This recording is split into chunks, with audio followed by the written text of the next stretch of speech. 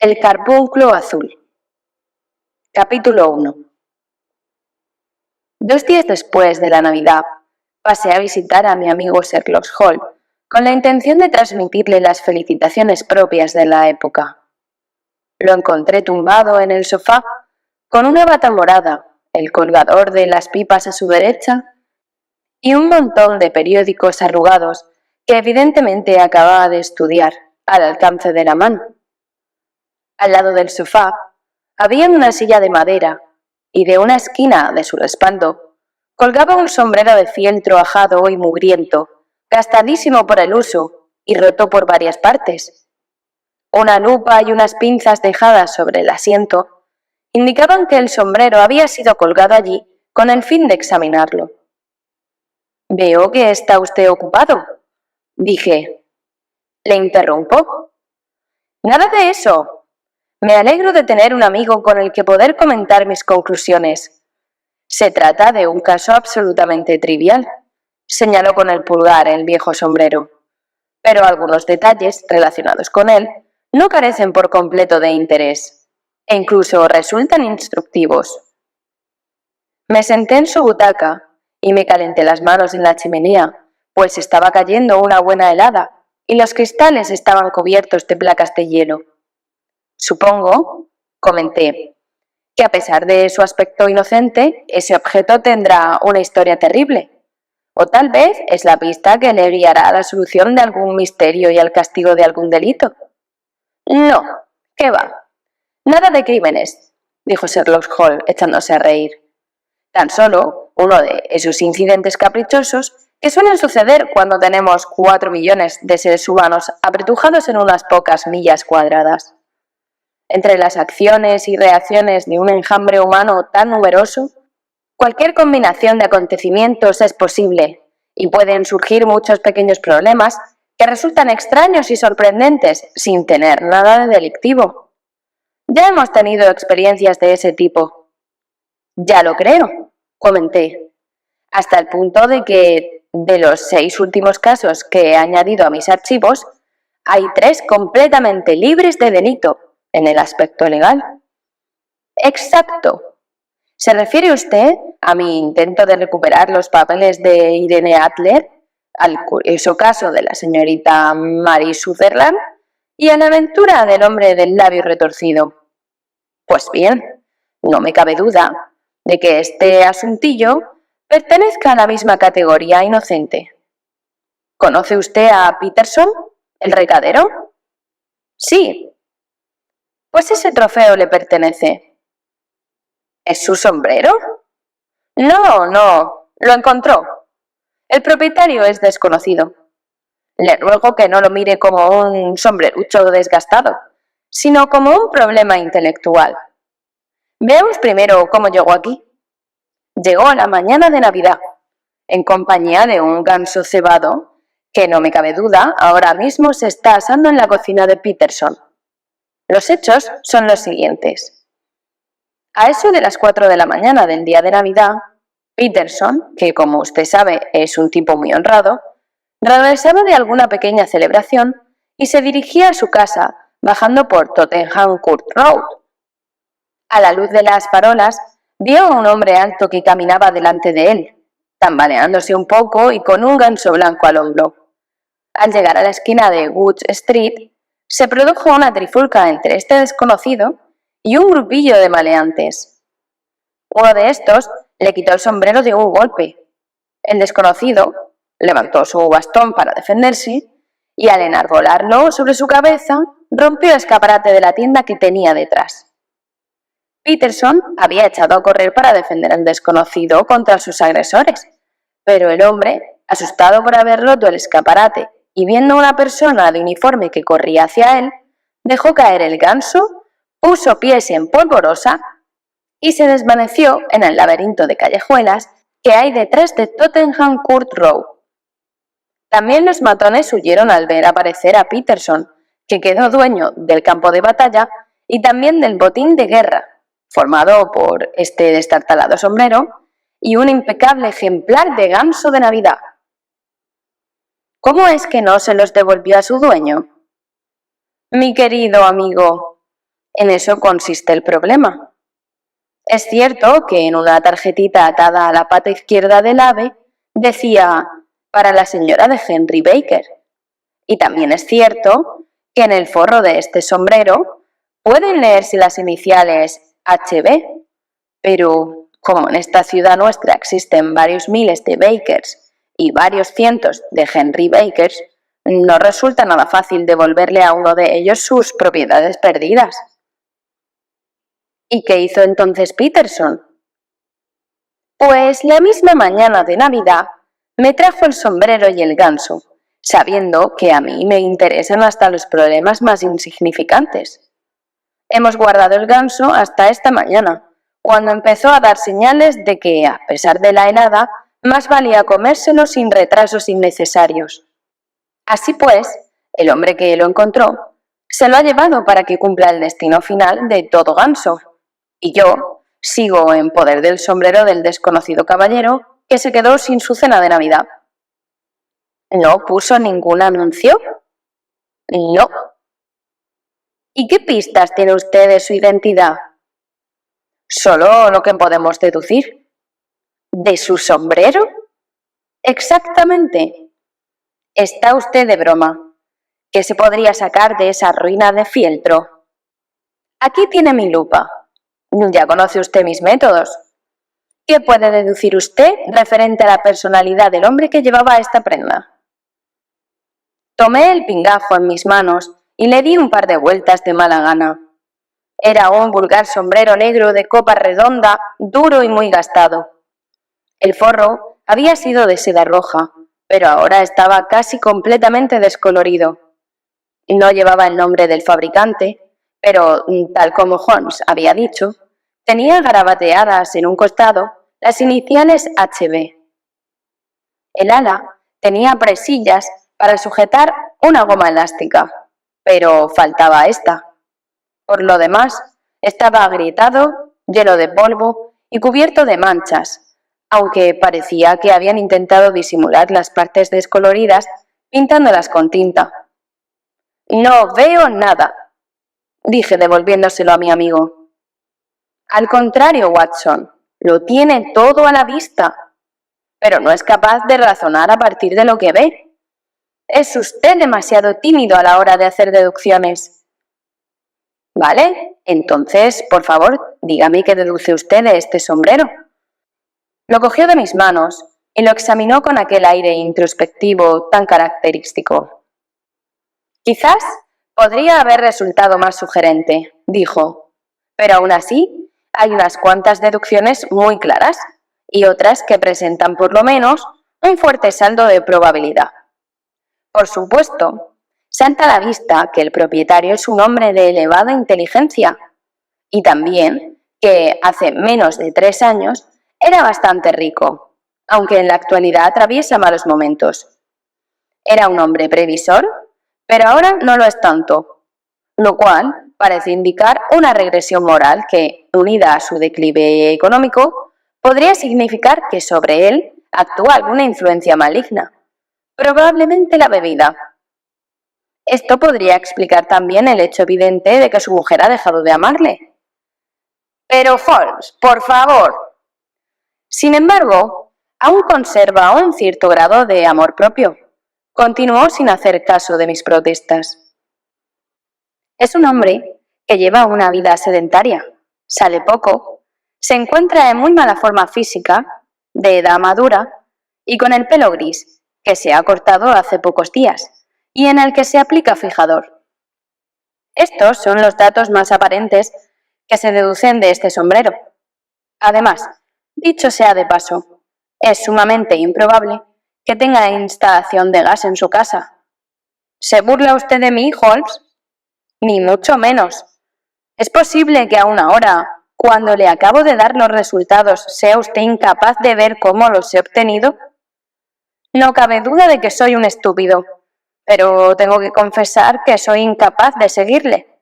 Por ejemplo, ¿de dónde saca que el hombre es inteligente? A modo de respuesta, Holmes se encasquetó el sombrero en la cabeza. Le cubría por completo la frente y quedó apoyado en el puente de la nariz. Cuestión de capacidad cúbica, dijo. Un hombre con un cerebro tan grande tiene que tener algo dentro. ¿Y su declive económico? Este sombrero tiene 3 años. Fue por entonces cuando salieron estas alas planas y curvadas por los bordes. Es un sombrero de la mejor calidad. Fíjese en la cinta de seda con remates y en la excelente calidad del forro. Si este hombre podía permitirse comprar un sombrero tan caro hace 3 años y desde entonces no ha comprado otro, es indudable que ha venido a menos. Bueno, sí, desde luego eso está claro. ¿Y eso de que era previsor? ¿Y lo de la regresión moral? Sherlock Holmes se echó a reír. Aquí está la precisión, dijo señalando con el dedo la presilla para enganchar la goma sujeta a sombreros. Ningún sombrero se vende con esto. El que nuestro hombre lo hiciera poner es señal de un cierto nivel de previsión, ya que se tomó la molestia de adoptar esta precaución contra el viento. Pero como vemos, desde entonces se le ha roto la goma y no se ha molestado en cambiarla. Resulta evidente que ya no es tan previsor como antes, lo que demuestra claramente que su carácter se debilita. Por otra parte, ha procurado disimular algunas de las manchas pintándolas con tinta, señal de que no ha perdido por completo su amor propio. Desde luego, es un razonamiento plausible. Los otros detalles, lo de la edad madura, el cabello gris, el reciente corte de pelo y el fijador, se advierten examinando con atención la parte inferior del forro. La lupa revela una gran cantidad de puntas de cabello, limpiamente cortadas por la tijera del peluquero. Todos están pegajosos y se nota un inconfundible olor a fijador. Este polvo, fíjese usted, no es el polvo gris y terroso de la calle, sino una pelusilla parada de las casas, lo cual demuestra que ha permanecido colgado dentro de casa la mayor parte del tiempo. Y las manchas de sudor del interior son una prueba palpable de que el propietario transpira abundantemente y, por lo tanto, difícilmente puede encontrarse en buena forma física. Pero lo de su mujer, dice usted que ha dejado de amarle. Este sombrero no se ha cepillado en semanas. Cuando le vea usted, querido Watson, con polvo de una semana acumulado en el sombrero y su esposa le deje salir en semejante estado, también sospecharé que ha tenido la desgracia de perder el cariño de su mujer. Pero podría tratarse de un soltero. No. Llevaba a casa el ganso como ofrenda de paz a su mujer. Recuerde la tarjeta atada a la pata del ave. ¿Tiene usted respuesta para todo? Pero, ¿cómo demonios ha deducido que no hay instalación de gas en su casa? Una mancha de sebo e incluso 2 pueden caer por casualidad, pero cuando veo nada menos que 5, creo que existen pocas dudas de que este individuo entra en frecuente contacto con sebo ardiendo. Probablemente sube las escaleras cada noche con el sombrero en una mano y un candil goteando en la otra. En cualquier caso, un aplique de gas no produce manchas de sebo. ¿Está usted satisfecho? Bueno, es muy ingenioso, dije echándome a reír, pero puesto que no se ha cometido ningún delito, como antes decíamos, y no se ha producido ningún daño, a excepción del extravío de un ganso, todo esto me parece un despilfarro de energía. Sherlock Holmes había abierto la boca para responder cuando la puerta se abrió de par en par y Peterson, el recadero, entró en la habitación con el rostro enrojecido y una expresión de asombro sin límites. «¡El ganso, señor Holmes! ¡El ganso, señor!», decía jadeante. ¿Qué pasa con él? ¿Ha vuelto a la vida? ¿Y ha salido volando por la ventana de la cocina? Holmes rodó sobre el sofá para ver mejor la cara excitada del hombre. «Mire, señor, vea lo que ha encontrado mi mujer en el buche». Extendió la mano y mostró en el centro de la palma una piedra azul de brillo deslumbrador, bastante más pequeña que una alubia, pero tan pura y radiante que centelleaba como una luz eléctrica en el hueco oscuro de la mano. Sherlock Holmes se incorporó lanzando un silbido. «¡Por Júpiter, Peterson!», exclamó. «A eso le llamo yo encontrar un tesoro. Supongo que sabe lo que tiene en la mano. Un diamante, señor. Una piedra preciosa. Corta el cristal como si fuera masilla. Es más que una piedra preciosa. Es la piedra preciosa. ¿No se referirá al carbunclo azul de la condesa de Morcar?, exclamé yo. Precisamente. No podría dejar de reconocer su tamaño y forma después de haber estado leyendo el anuncio en el Times tantos días seguidos. Es una piedra absolutamente única y sobre su valor solo se pueden hacer conjeturas, pero la recompensa que se ofrece, 1000 libras esterlinas, no llega ni a la 20ª parte de su precio en el mercado. ¡1000 libras! ¡Santo Dios misericordioso! El recadero se desplomó sobre una silla, mirándonos alternativamente a uno y a otro. Esa es la recompensa, y tengo razones para creer que existen consideraciones sentimentales en la historia de esa piedra que harían que la condesa se desprendiera de la mitad de su fortuna con tal de recuperarla. Si no recuerdo mal, desapareció en el Hotel Cosmopolitan, comenté. Exactamente el 22 de diciembre, hace 5 días. John Horner, fontanero, fue acusado de haberla sustraído del joyero de la señora. Las pruebas en su contra eran tan sólidas que el caso ha pasado ya a los tribunales. Creo que tengo por aquí un informe.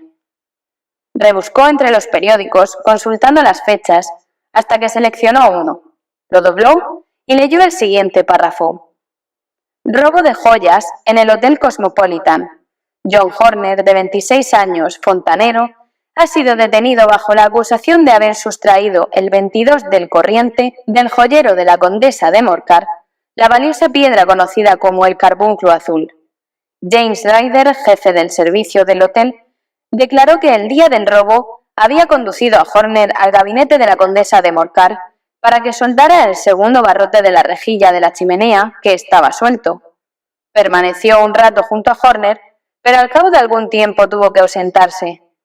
Al regresar, comprobó que Horner había desaparecido, que el escritorio había sido forzado y que el cofrecillo de tafilete en el que, según se supo luego, la condesa acostumbraba a guardar la joya, estaba tirado, vacío sobre el tocador. Ryder dio la alarma al instante y Horner fue detenido esa misma noche, pero no se pudo encontrar la piedra en su poder ni en su domicilio.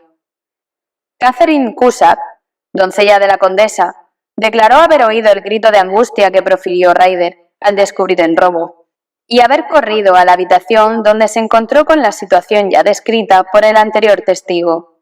El inspector Bradstreet de la División B confirmó la detención de Horner, que se resistió violentamente, y declaró su inocencia en los términos más enérgicos. Al existir constancia de que el detenido había sufrido una condena anterior por robo, el magistrado se negó a tratar sumariamente el caso, remitiéndolo a un tribunal superior. Horner, que dio muestras de intensa emoción durante las diligencias, se desmayó al oír la decisión y tuvo que ser sacado de la sala. Hasta aquí el informe de la policía, dijo Holmes pensativo. Ahora la cuestión es dilucidar la cadena de acontecimientos que van desde un joyero desvalijado en un extremo al buche de un ganso en Tottenham Court Road en el otro. Como ve Watson, nuestras pequeñas deducciones han adquirido de pronto un aspecto mucho más importante y menos inocente. Aquí está la piedra. La piedra vino del ganso y el ganso vino del señor Henry Baker. El caballero del sombrero raído y todas las demás características con las que le he estado aburriendo. Así que tendremos que ponernos muy en serio a la tarea de localizar este caballero y determinar el papel que ha desempeñado en este pequeño misterio. Y para eso, empezaremos por el método más sencillo, que sin duda consiste en poner un anuncio en todos los periódicos de la tarde. Si esto falla, recurriremos a otros métodos. ¿Qué va usted a decir? Deme un lápiz y esa hoja de papel. Vamos a ver. Encontrados un ganso y un sombrero negro de fieltro en la esquina de Wood Street, el señor Henry Baker puede recuperarlos presentándose esta tarde a las 6:30 en el 221B de Baker Street. Claro y conciso. Mucho. Pero, ¿lo verá él? Bueno, desde luego mirará los periódicos, porque para un hombre pobre se trata de una pérdida importante. No cabe duda de que se asustó tanto al romper el escaparate y ver acercarse a Peterson que no pensó más que en huir, pero luego debe de haberse arrepentido del impulso que le hizo soltar el ave. Pero además, al incluir su nombre, nos aseguramos de que lo vea, porque todos los que le conozcan se lo harán notar. Aquí tiene Peterson.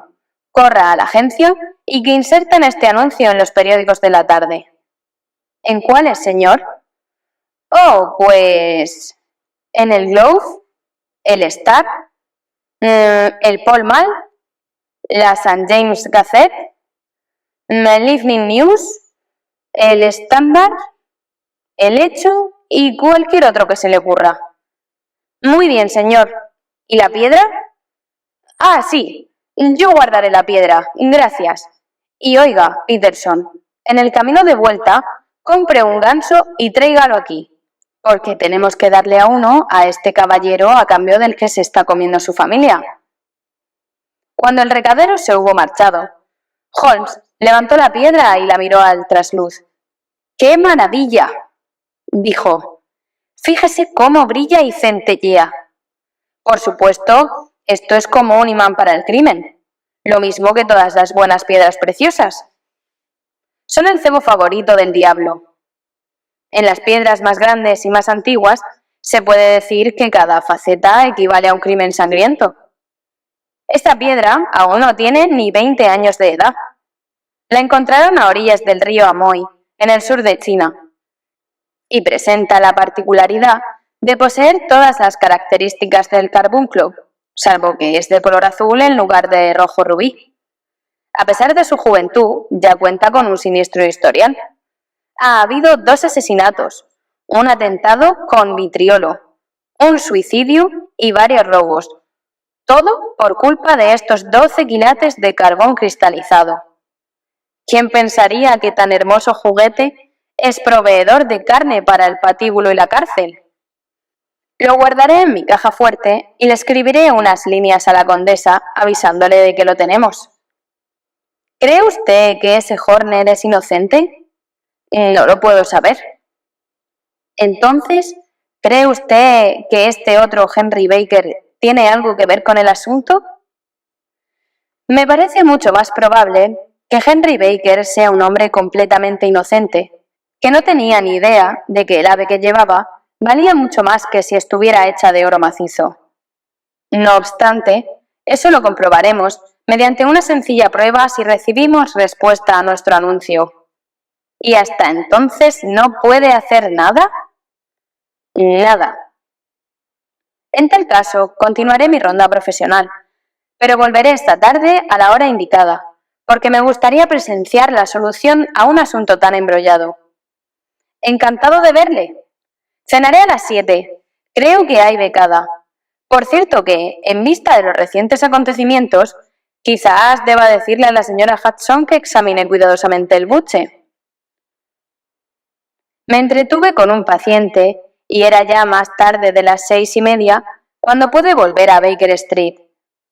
Al acercarme a la casa, vi a un hombre alto con boina escocesa y chaqueta abotonada hasta la barbilla, que aguardaba en el brillante semicírculo de luz de la entrada. Justo cuando yo llegaba, la puerta se abrió y nos hicieron entrar juntos a los aposentos de Holmes. El señor Henry Baker, supongo, dijo Holmes, levantándose de su butaca y saludando al visitante con aquel aire de jovialidad espontánea que tan fácilmente le resultaba adoptar. Por favor, siéntese aquí junto al fuego, señor Baker.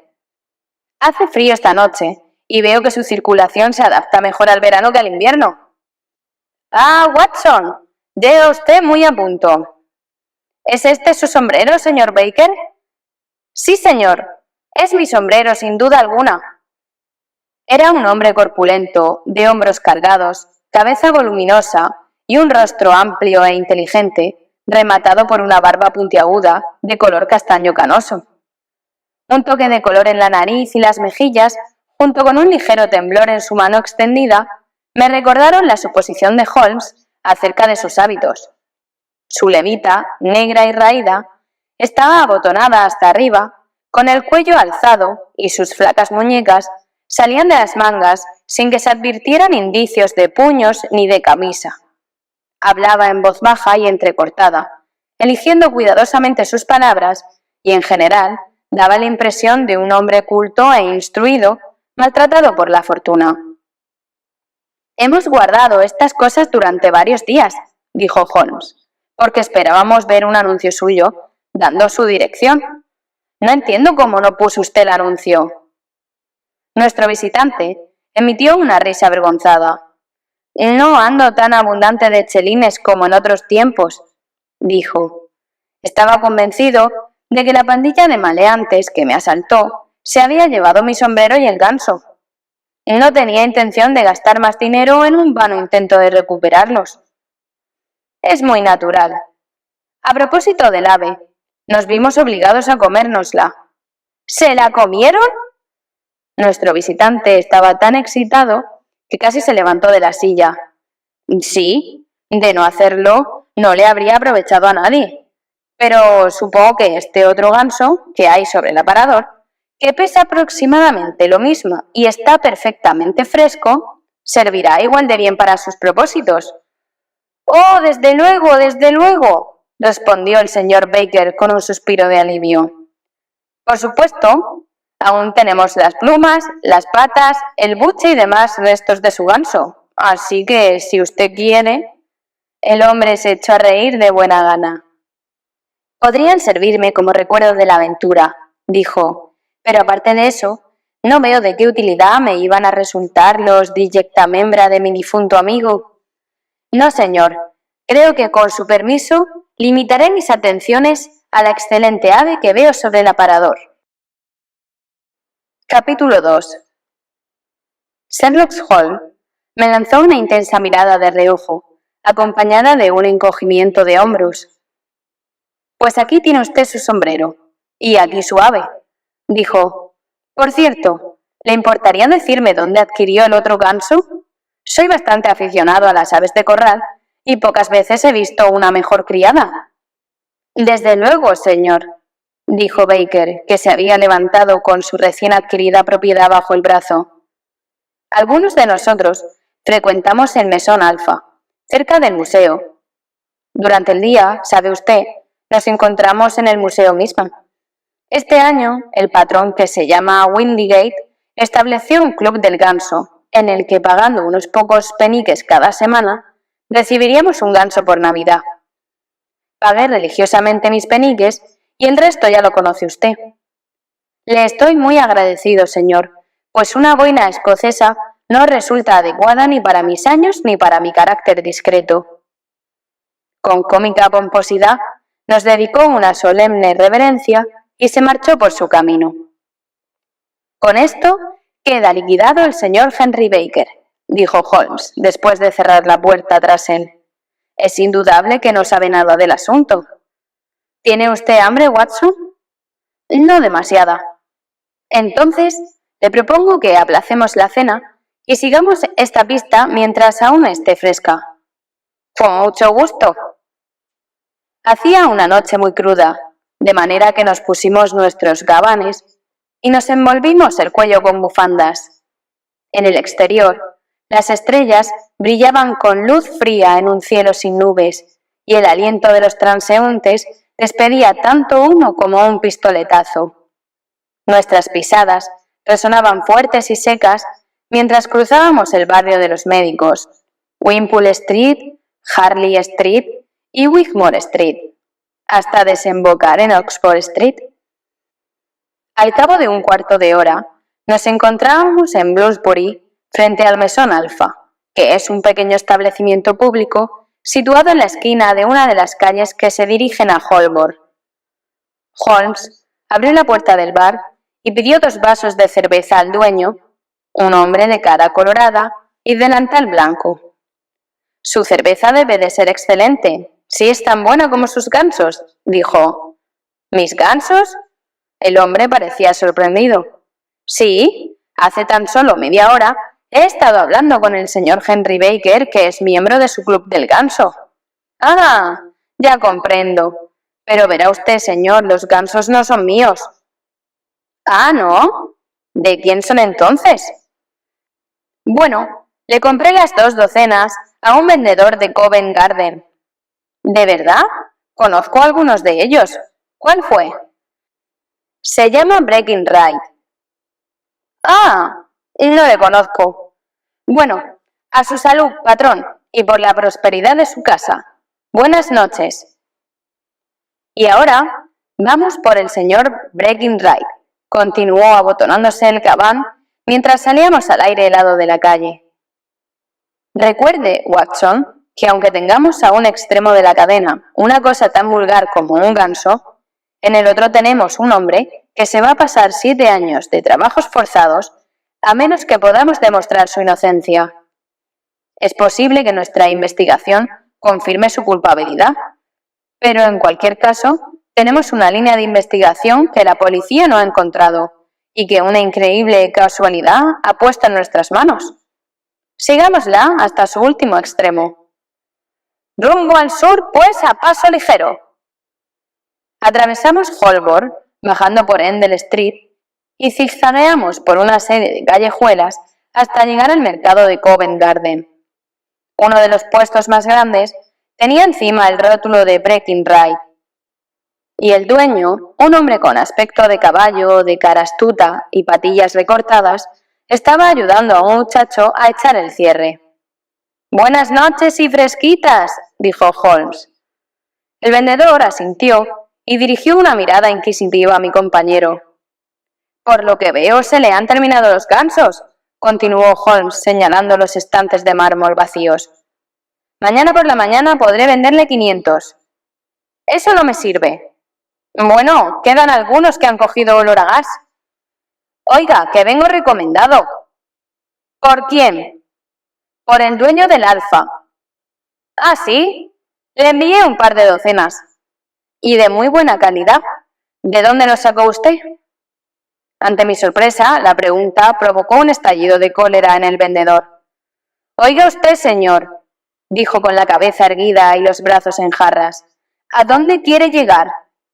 Me gustan las cosas claritas». «He sido bastante claro. Me gustaría saber quién le vendió los gansos que suministró al Alfa». «Y yo no quiero decírselo. ¿Qué pasa?» «Oh, la cosa no tiene importancia, pero no sé por qué se pone usted así por una nimiedad». «Me pongo como quiero, y usted también se pondría así si le fastidiasen tanto como a mí. Cuando pago un buen dinero por un buen artículo, ahí debe terminar la cosa. ¿A qué viene tanto dónde están los gansos y a quién le he vendido los gansos y cuánto quiere usted por los gansos? Cualquiera diría que no hay otros gansos en el mundo a juzgar por el alboroto que se arma con ellos». «Le aseguro que no tengo relación alguna con los que le han estado interrogando», dijo Holmes con tono indiferente. «Si no nos lo quieren decir, la apuesta se queda en nada. Pero me considero un entendido en aves de corral y he apostado 5 libras a que el ave que me comí es de campo». «Pues ha perdido usted sus 5 libras, porque fue criada en Londres», atajó el vendedor. «De eso nada». «Le digo yo que sí». «No le creo». «¿Se cree que sabe de aves más que yo, que vengo manejándolas desde que era un mocoso? Le digo que todos los gansos que le vendí al Alfa eran de Londres. No conseguirá convencerme. ¿Quiere apostar algo?» «Es como robarle el dinero, porque me consta que tengo razón. Pero le apuesto un soberano solo para que aprenda a no ser tan terco». El vendedor se rió por lo bajo y dijo: «Tráeme los libros, Bill». El muchacho trajo un librito muy fino y otro muy grande con tapas grasientas y los colocó juntos bajo la lámpara. «Y ahora, señor Sabelotodo», dijo el vendedor, «creía que no me quedaban gansos, pero ya verá cómo aún me queda uno en la tienda.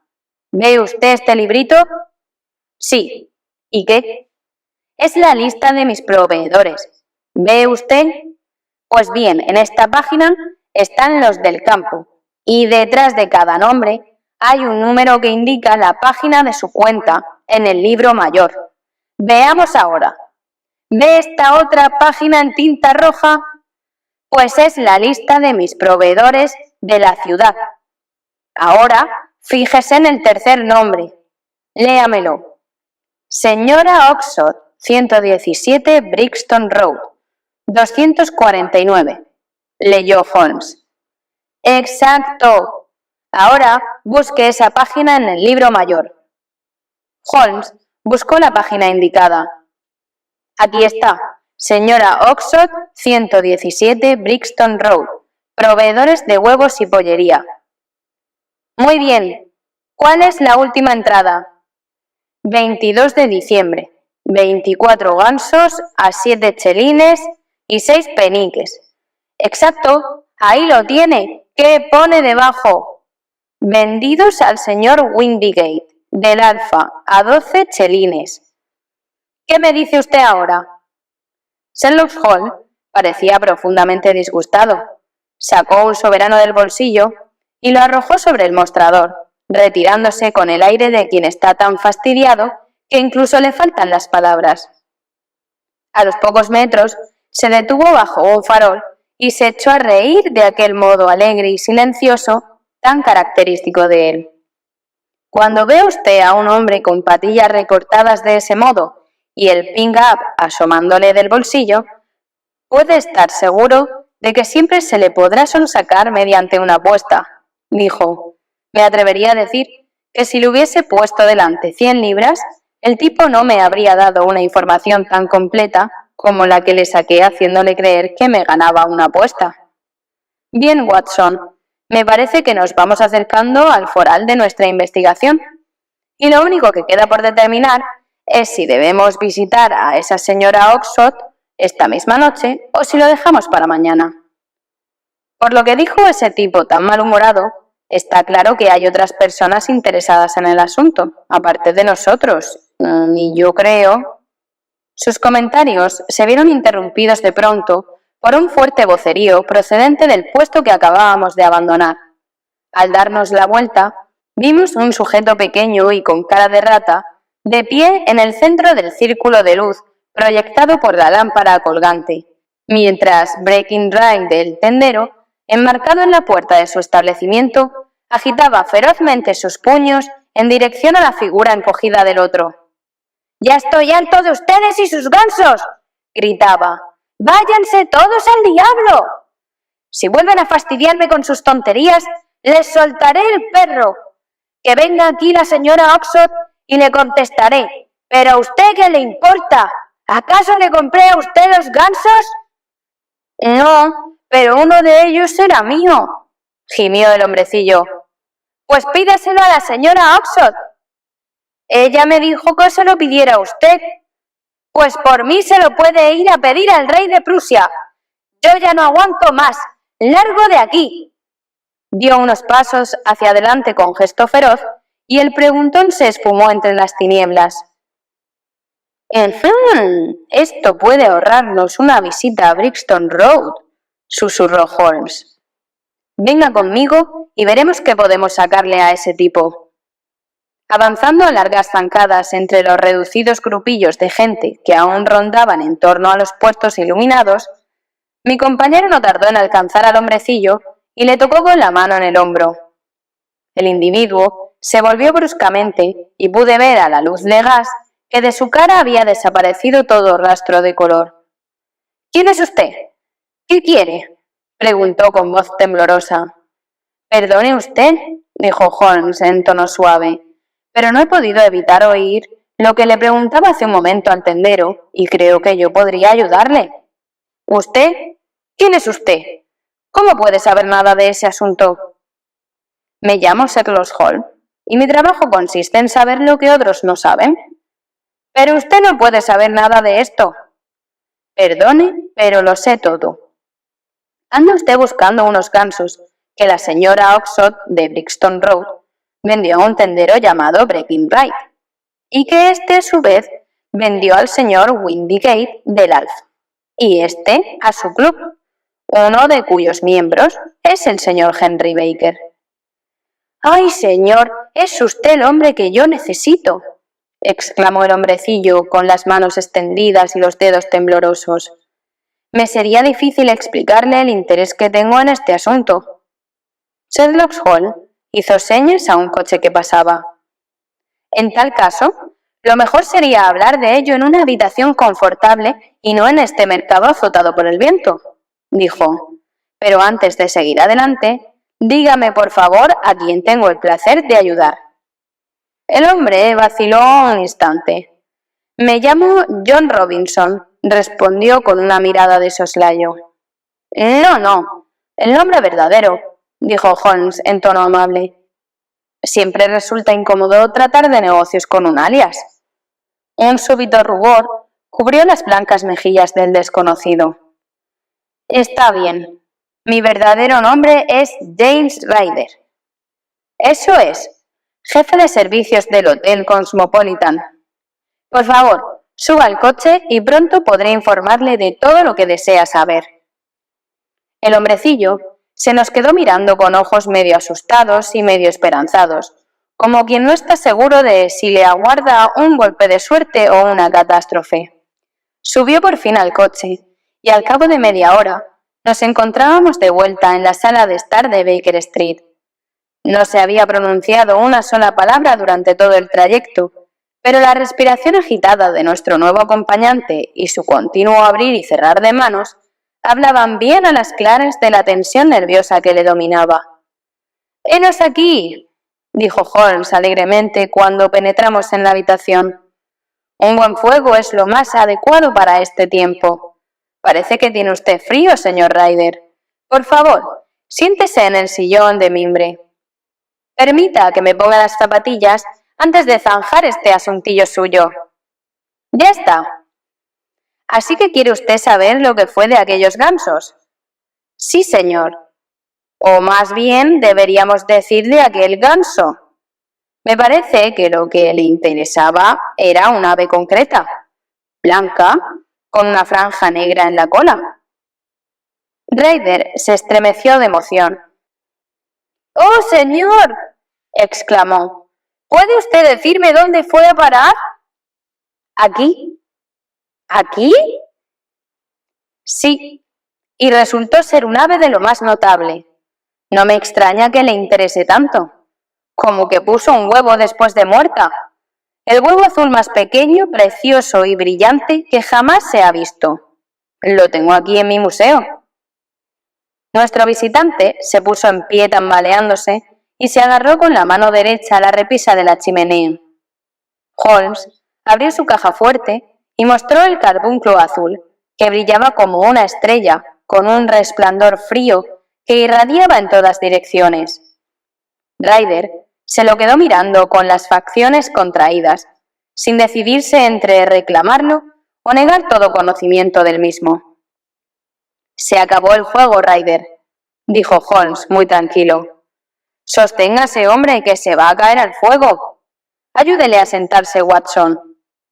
Le falta sangre fría para meterse en robos impunemente. Dele un trago de brandy. Así. Ahora parece un poco más humano.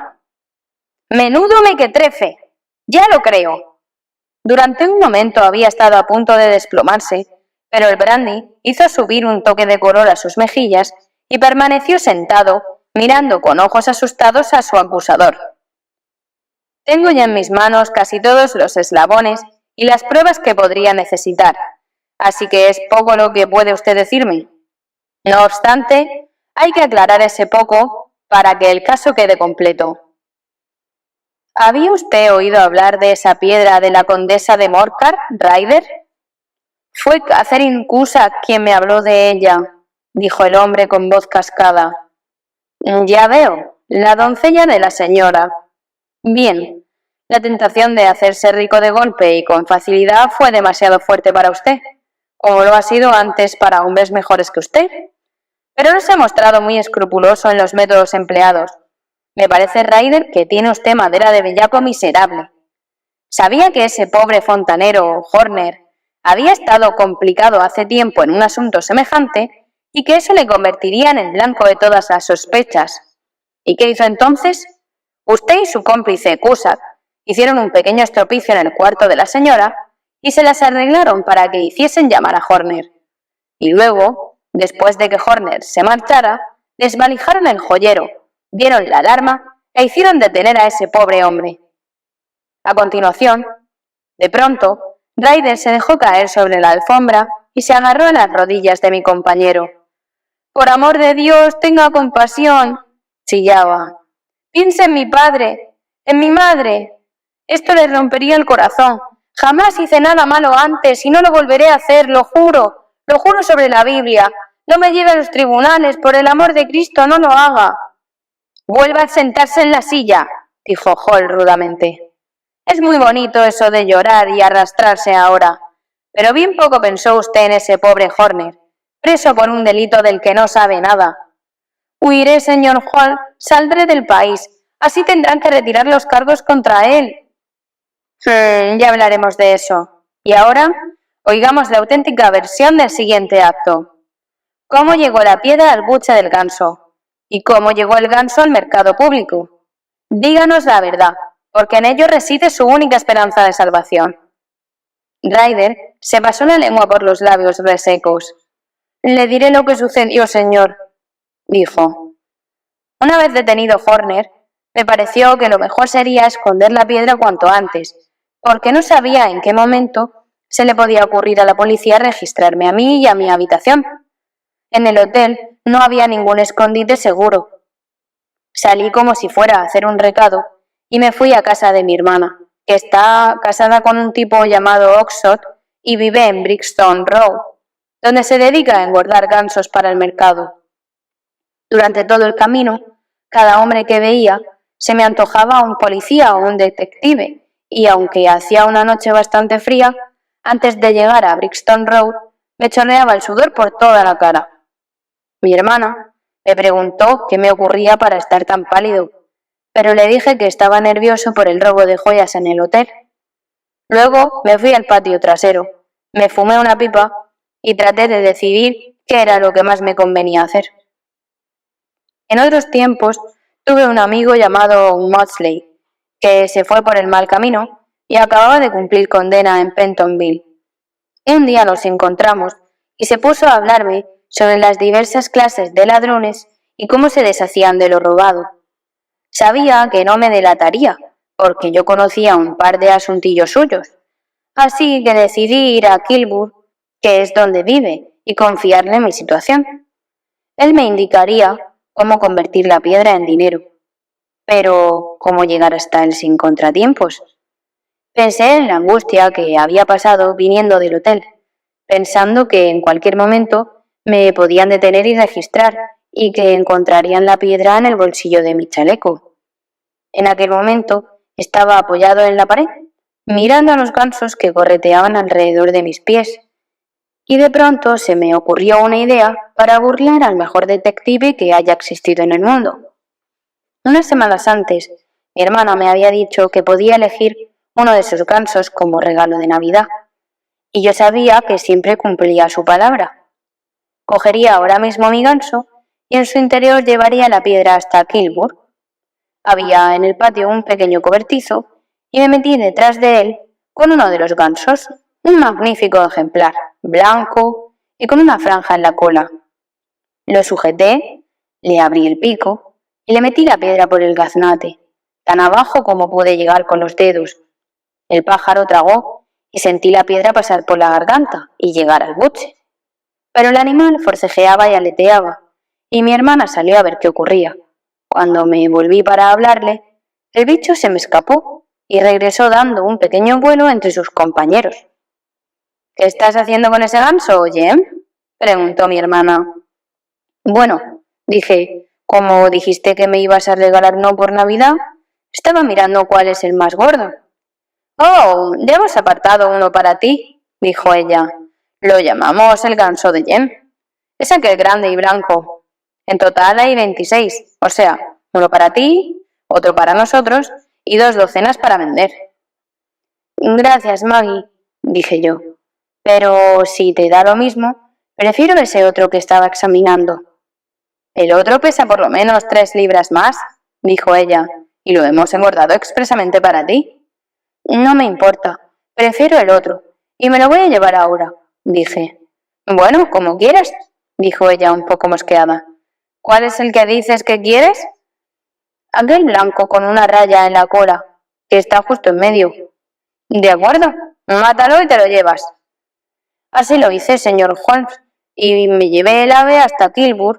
Le conté a mi amigo lo que había hecho, porque es de la clase de gente a la que se le puede contar una cosa así. Se rió hasta partirse el pecho, y luego cogimos un cuchillo y abrimos el ganso. Se me encogió el corazón, porque allí no había ni rastro de la piedra, y comprendí que había cometido una terrible equivocación. Dejé el ganso, corrí a la casa de mi hermana y fui derecho al patio. No había ni un ganso a la vista. ¿Dónde están todos, Maggie?, exclamé. ¿Se los llevaron a la tienda? ¿A qué tienda? A la de Breckinridge, en Covent Garden.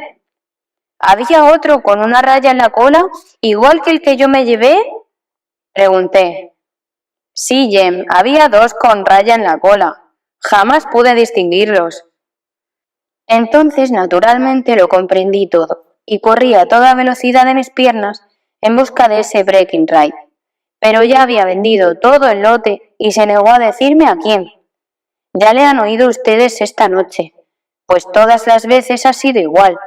Mi hermana cree que me estoy volviendo loco. A veces yo también lo creo. Y ahora soy un ladrón, estoy marcado, y sin haber llegado a tocar la riqueza por la que vendí mi buena fama. Que Dios se apiade de mí, que Dios se apiade de mí.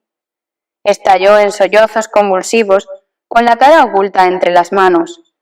Se produjo un largo silencio, roto tan solo por su agitada respiración y por el rítmico tamborileo de los dedos de Sherlock Holmes sobre el borde de la mesa. Por fin mi amigo se levantó y abrió la puerta de par en par. «Váyase», dijo. «¿Cómo, señor? ¡Oh, Dios le bendiga!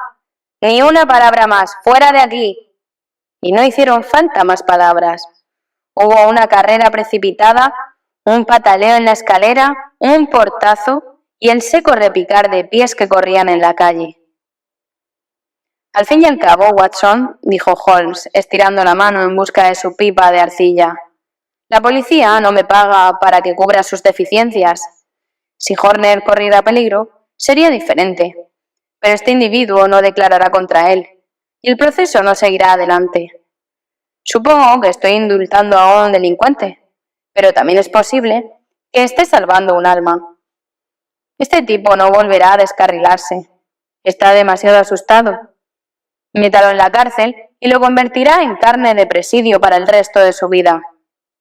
Además, estamos en época de perdonar. La casualidad ha puesto en nuestro camino un problema de lo más curioso y extravagante, y su solución es recompensa suficiente. Si tiene usted la amabilidad de tirar de la campanilla, doctor, iniciaremos otra investigación, cuyo tema principal será también un ave de corral.